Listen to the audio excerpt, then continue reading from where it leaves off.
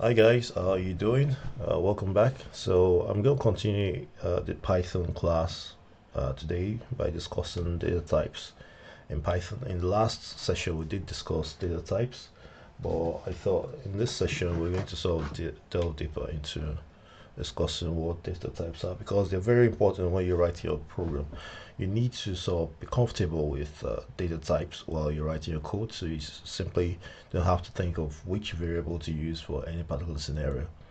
So we're going to start first with text string. So what I've done is to summarize all the expressions which we're going to run in this session, so it makes it a bit easier and faster. And I'm going to uncomment this, control slash, and what we have there is text1 equals hello Python. So you can use double quotes or you can use single quotes. And what you do is when you print out any of this, it does the same thing. I'm just going to type in print here. But the other thing you notice that this code is in the lesson underscore manager.py, which is another file in this project. Now we used to run the code from the main. What I've decided to do is to run the code from another file and then call that code from within the main file. If I right click on that and I run, if you remember we used debug.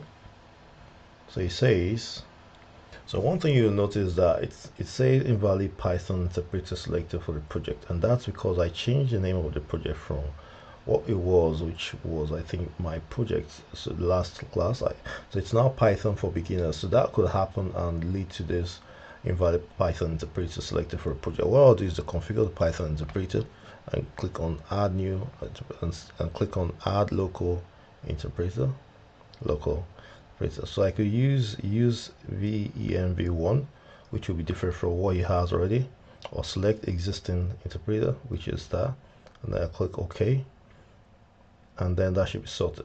So when I right click on this and debug, all I have to do is do that one time. The next time I want to run this, I just have to go here and click on that, run again, and then I get Python is fun. So it prints out the same thing. So you can use single quotes or double quotes. And the other thing you can do, I'll bring this back here just by selecting and dragging. If I enter text3 and I run this again, it's going to print out all this. And now what you see is that in this case you have a text falling across two lines, and because you have this triple double quotes, so when you use triple quotes, right, you sort of can put text across multiple lines. So multi-line, multi-line, multi-line,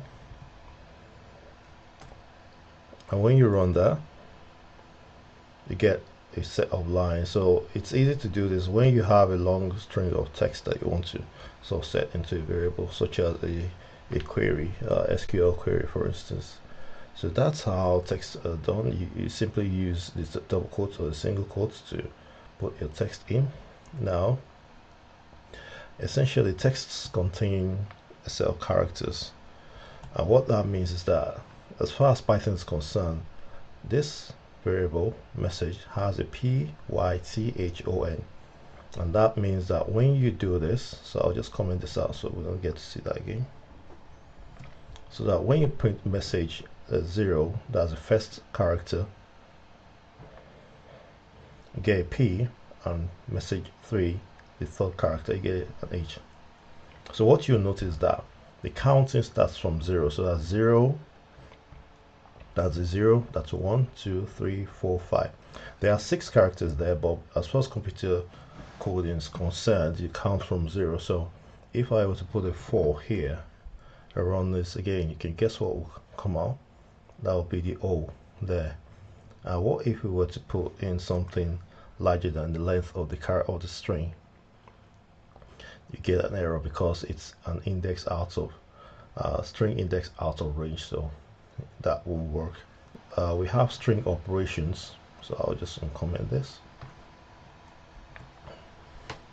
You could join strings together just like we did in last session, just first name plus empty string and then last name. So when you do this, when you run this, you get a full name combined, and in several occasions you might want to add two strings together. So by multiplying the hello by 3, you basically incrementing number of times you print that. So if I put 10 here and I run this, you get hello written 10 times. So in this case, you have first name. I'll just create a first name variable, Charles. So that's full name, not first name, Charles Brown. And then when we print this, what it's going to do is to get the length of the entire name.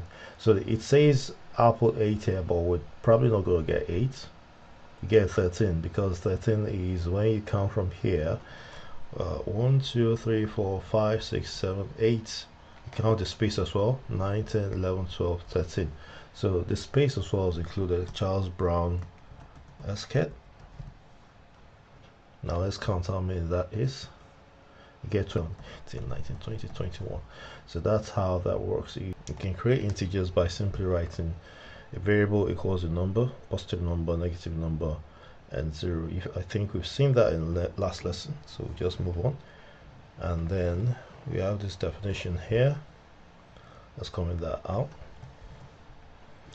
A equals 15 and B equals 4. So you have various operations that the integers accept. You can add, you can subtract, you can multiply, you can do a floor division, which gives you basically the number of times B goes in A without the remainder. Now modulo says the number of times B goes in A, but just the remainder this time. So you get just the remainder with this, and in several occasions you actually want to just get the remaining number when you do that division. And this is exponential, so A raised to B. So if I run this, you can see this huge value there. That is 15 raised to 4, basically. That's 15 times 15 times 15 times 15. And that's what you get, this huge number.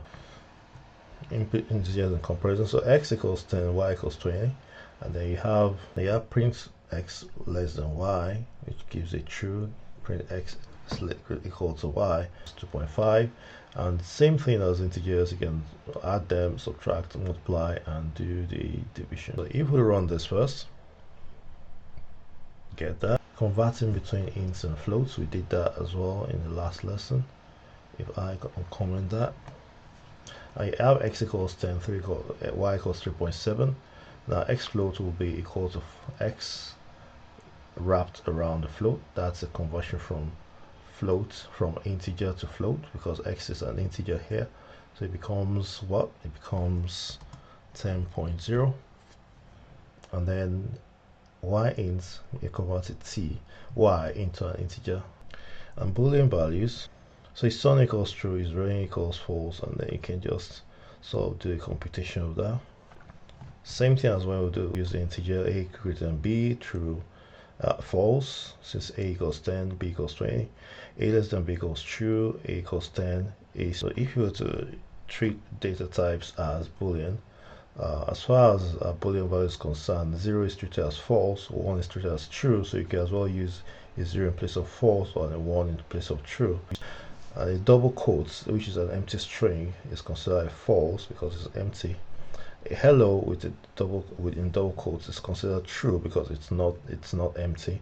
An empty list, which is something we'll discuss later, is considered false because it's empty. A list with values in it is considered true because it's empty. So in lesson today, we saw cover data types, string, integers, booleans, and so seeing how several operations that you can perform on them. We'll stop here today, and in the next session we'll go over the next subject, which should be type conversion. Thanks for watching, and see you in the next session.